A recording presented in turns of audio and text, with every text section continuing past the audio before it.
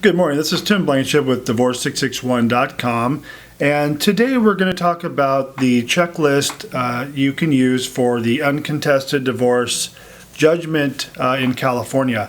I've been getting a lot of calls from folks who are asking me, folks that want to do this themselves, of course, if there's a checklist online or what checklist do we use that you can use to submit your judgment and make sure you have all the forms necessary. So I'm going to go over this step by step in this video, go over what the uncontested dissolution judgment checklist has on it. There is one thing that's missing. They've updated the judgment forms for Los Angeles County anyways. Actually, it's going to be for California. And so I want to go over everything that's on here, and I'm also going to put a link in this video. If you just go down to the text below, I'll put a link in the text, and it'll take you to my blog, and I will have this PDF available for your viewing. I'd recommend you just print it out, and actually what I do is I write the client's name at the top.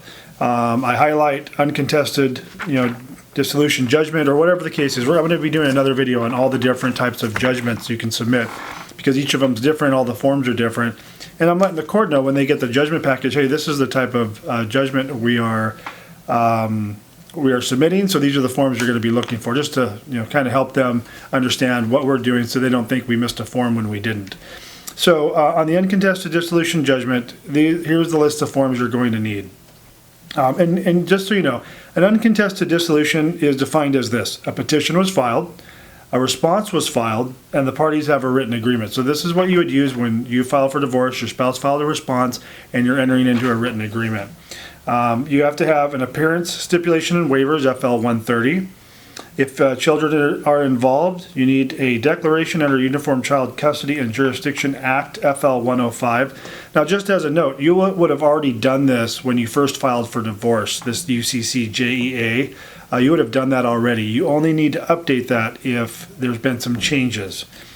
You're going to need a declaration regarding service or preliminary declaration of disclosure. You would have done this after you filed your petition, and your spouse will have done it after they filed their response. It's the declaration of disclosure. It's the form you filed that said you prepared all your financial disclosures and served them. Make sure that's filed before you submit your judgment. The declaration regarding service, a final declaration of disclosure, you probably won't need that. I've never had to complete that form. We always are using the next one on the list, the stipulation and waiver of final declaration of disclosure. So whatever the case may be, just include the proper form.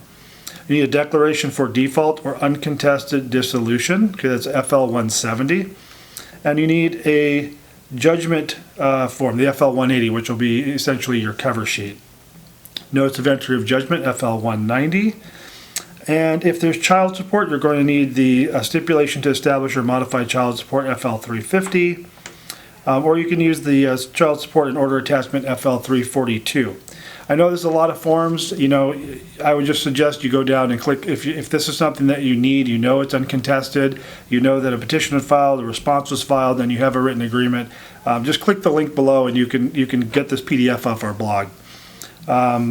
If you have child support, you may want to include a disso master, income withholding order, although it's not necessary. Just remember, if you have child support, you're going to need the FL 341 attachment. If you have spousal support, you're going to have a 343 attachment. And what's not on this form is the FL 345, which is the property order attachment. It's a new form.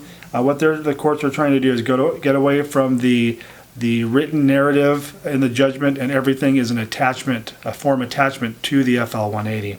So I hope that helped. We do provide the service where we can submit your judgment for you and take care of this for you if you like. Otherwise, feel free to use this judgment and take a shot in getting it submitted.